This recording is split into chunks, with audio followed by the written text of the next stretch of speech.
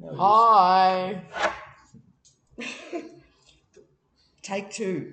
We already started this. Take two. Hi, Giuseppe. This is Paula. Nick. Adam. And we're from? Künstsquäd. And yeah, we've got like 5 flash questions to answer on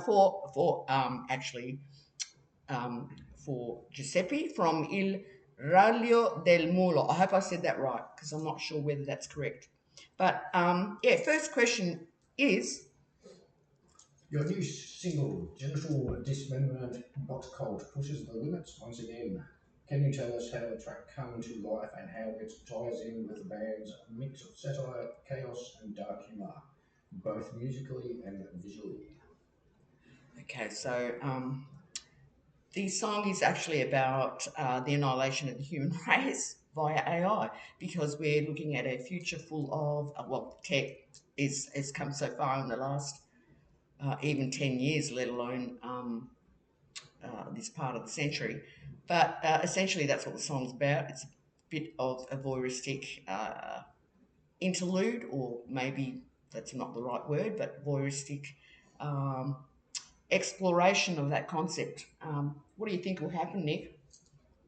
Yeah, it'll end us all. Might end us all. Definitely. We want it to end badly. No. Probably not a bad way to go. Oh, I don't know. It sounds a bit, yeah. So the video, what was that? Doing something you love. Yeah, right. Yeah, so the video kind of like explores that concept a bit further. So lots of blood in that one. And zombie robots. Yes. That's a good one. I like that one. Yeah. So that's that song. Question number 2, Nick. It's After your album, Satan's Cock, which established your cult status in the underground, how do you see your evolution as a band? What has changed or stayed the same in your creative vision? what do you think? This one for you. Is it really? This is your creative vision. It is a little bit of my creative vision, but everyone's had input. Basically, the album is it an evolution? Yeah, I think so. I mean, it's different to the first release, wouldn't you say, Adam? Yeah. In what way do you think? It's a little bit more technical, more heavier. Definitely heavier. Yeah. Well, we tried to play around with a few things actually, apart from down tuning again. We did that for the first album. So this one we down tuned again to A. That right? Yes. Drop A. And yeah, there's a bit more thought put into the recording process. The first one was fairly rushed in terms of time and funds. So it is what it is. But yeah, this one's a lot more thoughtful in with respect to the construct of the songs as well as the ideology around it. So the Satan's Cock and the samples linking all the songs, you could actually even call it maybe it's thematic. I think Concept album. it is a concept. Almost. Well, almost. In what way is it almost? Well, in the way that it was more of a concept after the fact.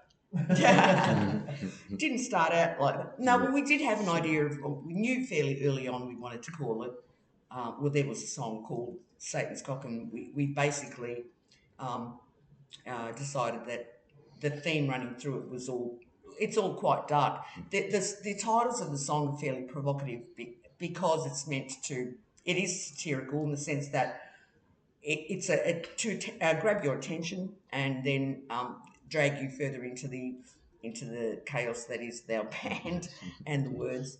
The lyrics are very sparse, intentionally so people can read into it what they like. But if you watch the videos accompanying the songs, you get a better idea, if you haven't worked it out, what it's about. So how has it established us? Well, I don't know if it's established us. It's asking pretty much our cult status. That's just it's a nice way of saying we're not very popular. Yeah, we're more notorious than cult status. Yeah, we've been very naughty. Being banned for ridiculous things. But that's the sad part is that we're not very serious in that respect. We don't really take ourselves too seriously. The content matter is definitely has a darker undertone, but you know, the people that get into the band really get into the band, and those that don't really don't. and they just don't get it, and that's the other thing. They really don't. Who might that be? Venues, certain venues. Well, yeah, that's really interesting. Yeah, being banned because well, not bans per se, but some venues not wanting to blacklisted, have our band on because of the name and the concept of the album itself, which is, I think some people living in dark ages with respect to use of the word, cunt and cock. I mean, I can't think of anything else it could be.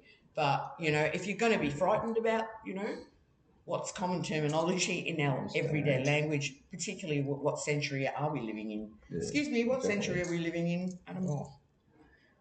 21st. Middle Ages? Yeah. 1600. No. So, I don't know. That's a bit strange. But you're right, Nick. That's very interesting. Anyway, so what's changed? Apart from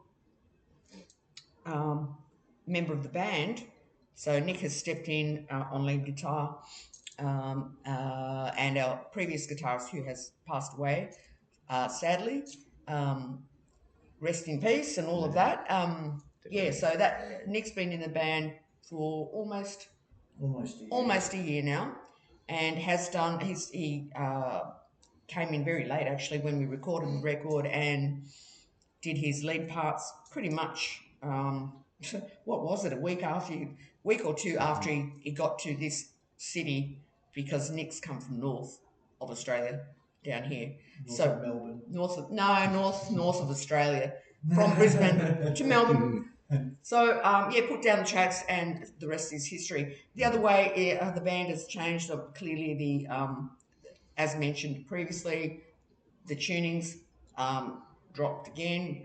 What else? A little bit more thought in the production, and we wanted, I think, with this particular album to make sure that people understood what we're about, because the first album was a bit mixed bag, in the sense that we were still trying to find our feet, really. It was our first attempt at recording the stuff that we'd written. And, so given that the band is almost like 10 years old, I think that's how the first record came out in 22. And so much had changed in the space of like 5 years when we were together. So by the time that first album came out, we'd already started, we had new songs already that were, again, different to what we had already recorded. So, I think like any band, you continue to write and you continue to progress, I think. And no, you continued to shop and bought like 7-string guitars.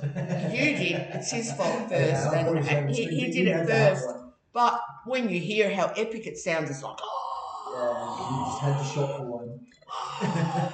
Because heavy. That was the aim. But that was the aim of, it's always been the aim, right, to be as heavy. So when you hear the 7-string, it's just you can't go back. It's just one of those things where it just sounds so much bigger. And I think, mind you, we didn't record with the 7 strings, but next one will be. That's going to be huge. You did some 7-string. No, we didn't. Yeah, you did. When? Yeah, you did some of your rhythm on 7-string.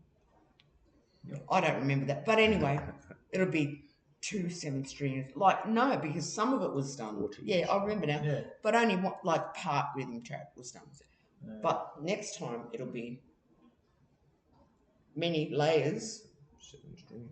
And I did the solos in 6 strings and 7 strings and in different tunings. I know, right? He's a shitlord. Yeah. Okay. So yeah, that's different. What else?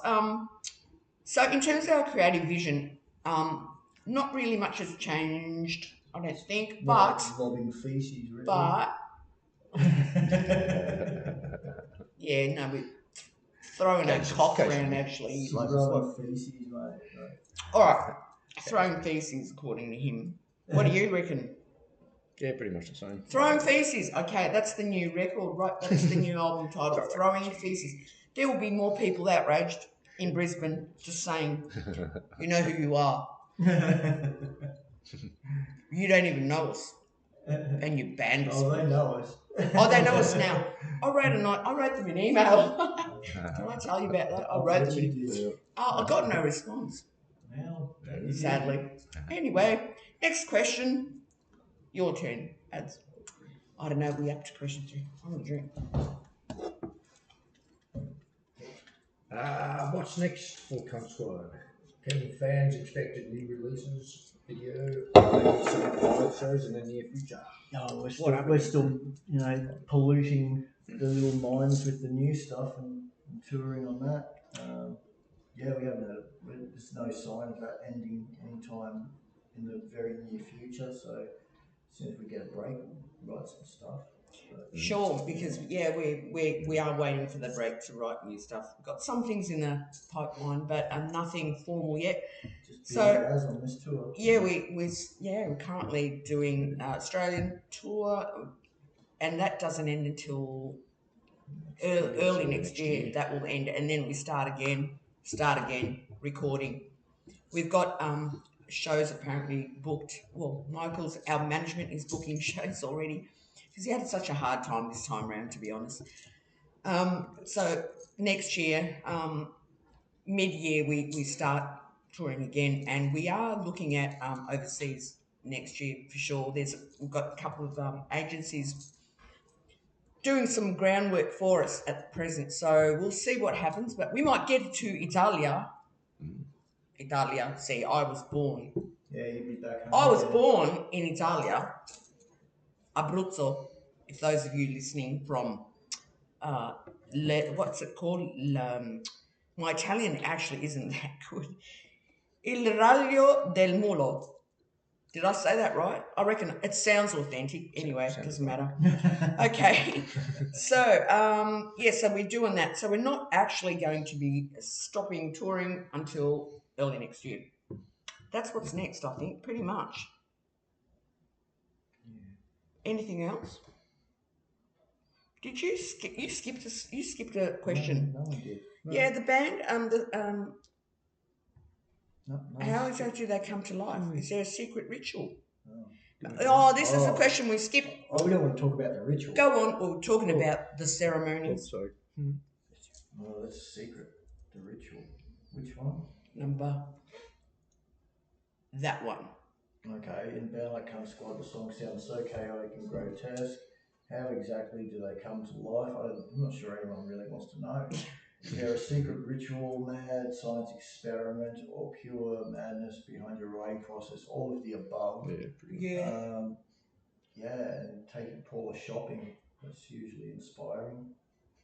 You never take me shopping. That's how Satan's Cop came about. That's true. We'll clip clopping. We'll clip clopping along the road, and my shoes were making that noise. In amongst the cocks of consumerism, which are the high-rise buildings. The big erections of effigies. Capitalism. The effigies of white male privilege. Oh, cut it out. Loads of obnoxious rich women as well. By far, they outweigh women. You take my word for it, it's true. But no, it's true though. The anyway, let me just calm my farm. The songs sound chaotic and grotesque. It's because they are. All the subject matter is grotesque. It's basically about zombie viruses. It's about death. It's about destruction. Whether it's natural, man-made, or evolutionary, we don't know. We kind of do, but we're in denial about it. So again. Yeah, the rituals. The rituals. The ritual is definitely like we all suck it. Sucking Satan's cock is just what's the word for a similarity? A metaphor. Thank you. Metaphor is the word I was looking for consumerism, for slavery to the systems that be within our society around the world, not just here. And basically the idea that we are, complacent.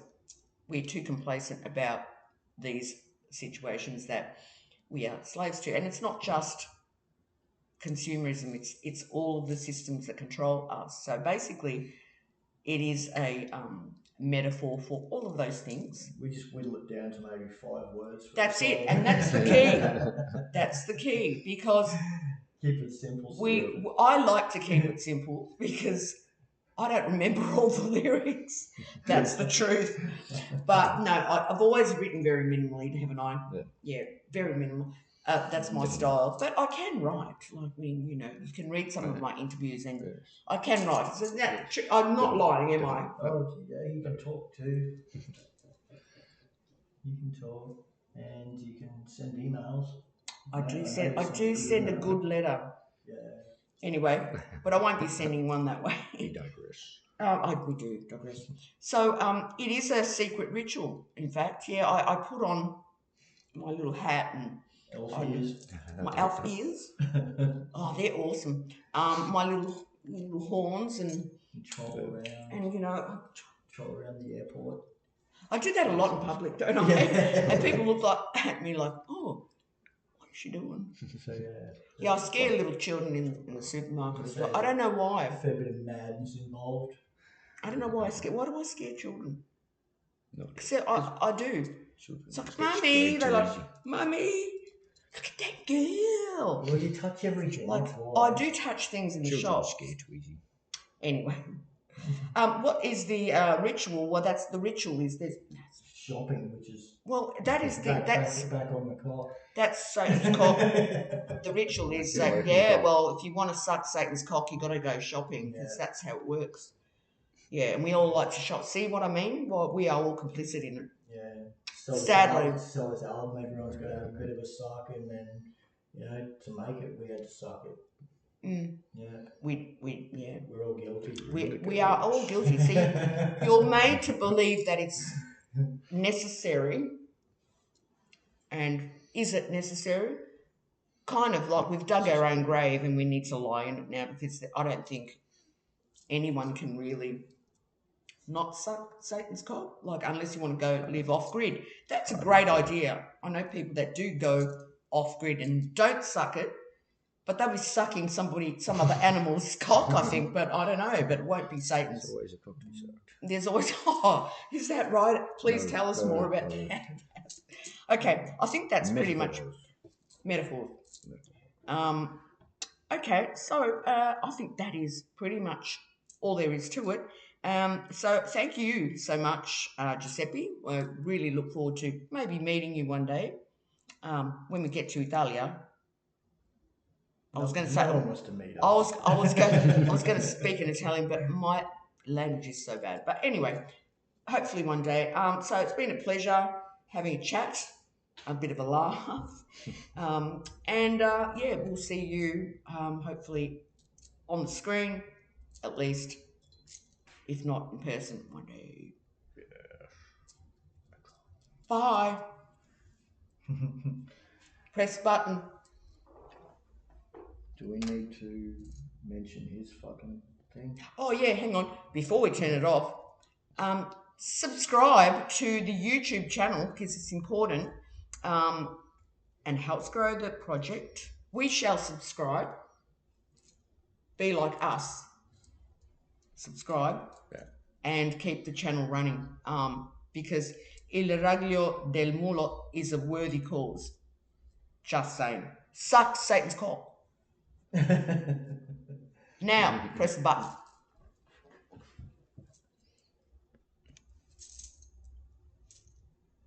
That button. That's the button. It's not. No, you don't press. I think it's pause.